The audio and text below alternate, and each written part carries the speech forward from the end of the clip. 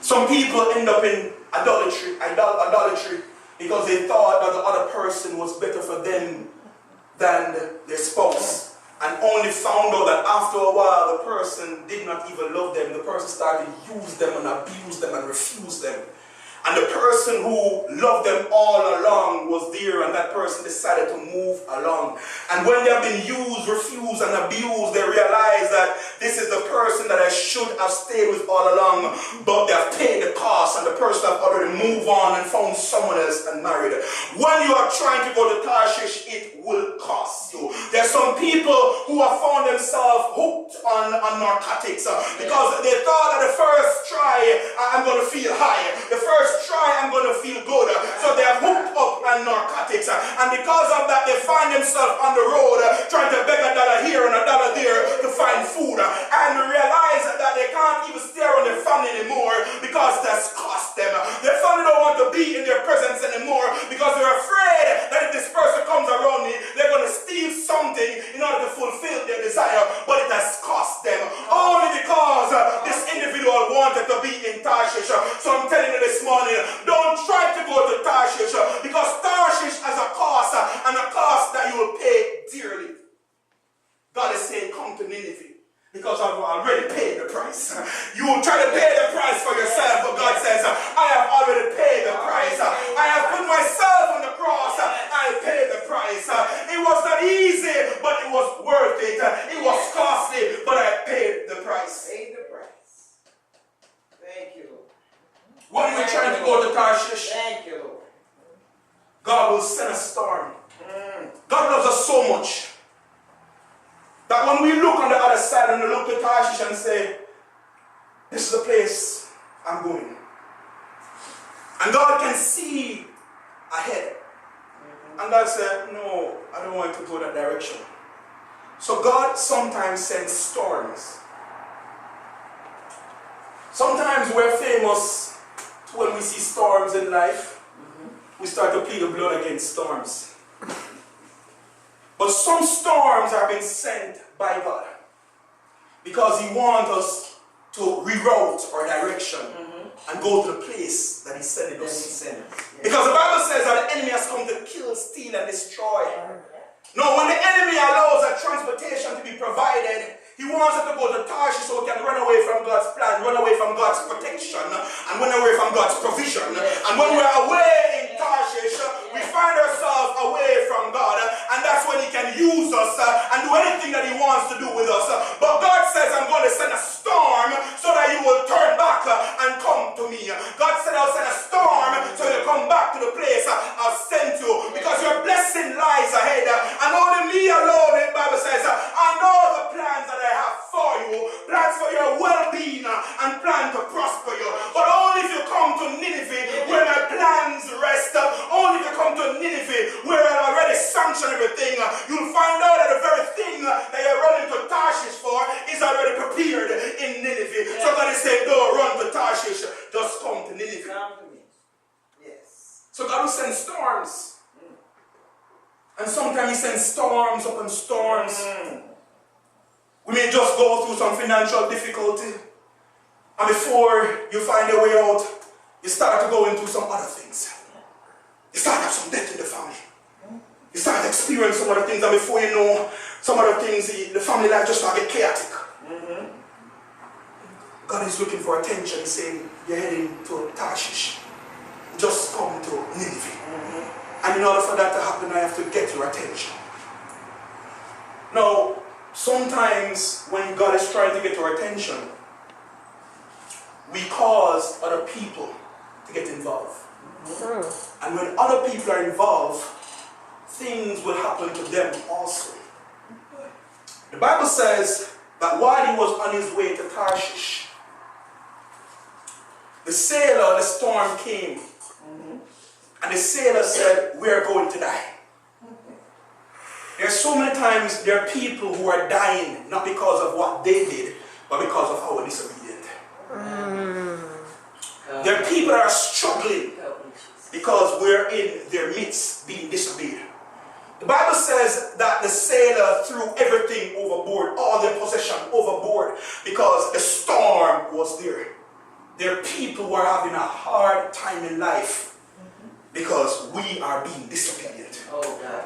Okay. There are people who are struggling in life because we are being disobedient. The Bible says that the rain falls on the just and the unjust. Whoever is in your area at that point when you're being disobedient will be affected because God is looking for your attention and God is saying, just come, we are calling you.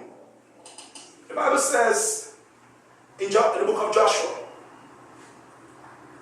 that while God said to Joshua, go to Jericho and walk around Jericho and Jericho will be destroyed. But when Jericho is destroyed, take nothing, burn everything. And the Bible says that there was a man named Achan. Yes. And Achan smelled. And Achan said, that smells like success.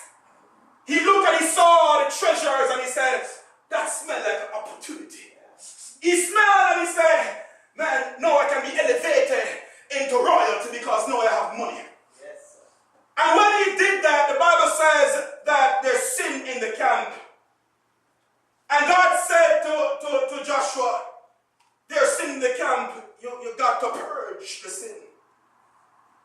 And the Bible says that when they found that Achan did it, God told Joshua to destroy Achan.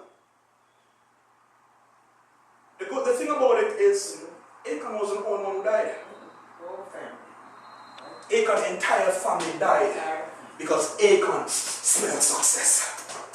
Achan's entire family died because he wanted to be elevated. God is saying that when we disobey, other people will be affected. When we disobey, other lives will be affected. When we disobey, there are other lives that will be limbering, waiting, because God is saying, you are in a wrong place. I need for you to come closer to me. Yes. But even while God is sending storm, the Bible said, as Pastor Howard preached last week, that Peter was walking on the water in the midst of a storm. And what he did was, he cried out. Yes. And when he cried out, Lord, save me, God reached out and touched him. The sailor man said to Jonah, cry out to God. And Jonah decided, I'm not crying out. There's sometimes God wants us to cry out. God wants us to cry out when we're going through storms, but we decide we're not going to cry out. There's some people who are going through some hard time in life because we are in their midst, we're in their environment. They themselves want us to cry out because they know who we are and by what name we've been called, but they decided to themselves that they're not going to cry out. But God is saying, cry out to me. God is saying, cry out. Don't sit down and allow storms to affect us from all directions. And just sit nice and being affected and not crying out. The Bible says, if you call, I will answer. Yes. If you're going through some storm, God says, only if you cry out, yes, I will answer, and I will come to your rescue. Yes. I will deliver you from this very storm that I have sent against you. Because you have obeyed my voice, and now you have cried out. But the Bible says he did not cry out. Now, if God can't get your attention in the storm, he will send us in the belly of a fish.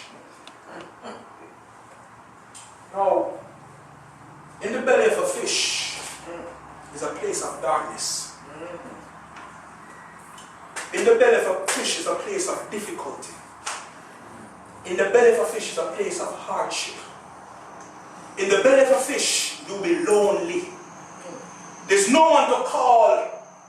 Or you can't expect someone else to pray. While he was on the boat, every man called out to his own God. He was there hoping that there was someone there who was from his culture, crying out to God that God will hear and God will answer. But when you're in the middle of a fish, you are alone all by yourself. There's no one to call to say, pray for me. There's no one to call to say, let's have a conversation. There's no one to call. But God is saying, this is a time that I need for you to understand and observe that I am the Lord your God. This is a time that I need for you to have a personal relationship with me. There are some of us who don't cry out to God unless we're in some difficulty. We don't cry out to God unless we're in some place of no return. We don't pray to God unless we see there's no way of escape. We find ourselves back against the wall and we can't see our way out. And that's when some of us cry out to God. The Bible says that when Jonah was in the belly of the fish, he prayed. This is the first time Jonah prayed. This is the first time Jonah prayed. And the Bible says that when he prayed, the fish vomits him up. Now, if we're in a situation too long, we're not praying. If we're in a situation and difficulty keep coming up and up, we're not praying. If you pray, you will give your fish some digestion. If you pray, you will allow your fish to can't keep your in anymore, because he can't inhabit the praises of God's people. He has to release God's people because you are praying. The Bible says the prayer of a righteous man availeth much. If you pray, a fish can't hold you in.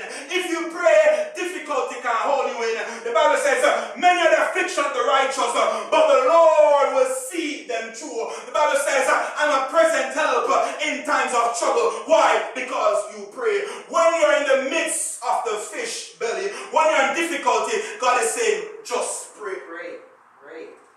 If you pray and you call out to me, I will come to your rescue. If you pray and you call out to me, I will deliver you, because I've already have everything that you're looking for in life set aside. If you pray. If you pray. The Bible says that Elijah was a man just like me and you. But he prayed. And when he prayed, no rain fell for 3.5 years. The Bible says God is not a God of favoritism. If he did it for Joshua, if he did it for Moses, if he did it for all the prophets, he will do it for you too. If you pray. God is saying, cry out to me. Yes. You may find yourself going to Tarshish, but it's not too late to cry out to me. You may find yourself in the middle of the storm, but it's not too late to cry out to me. You may find yourself in the middle of the fish's belly, but though it's not too late, cry out to me. If you cry, I will answer. If you reach out to me,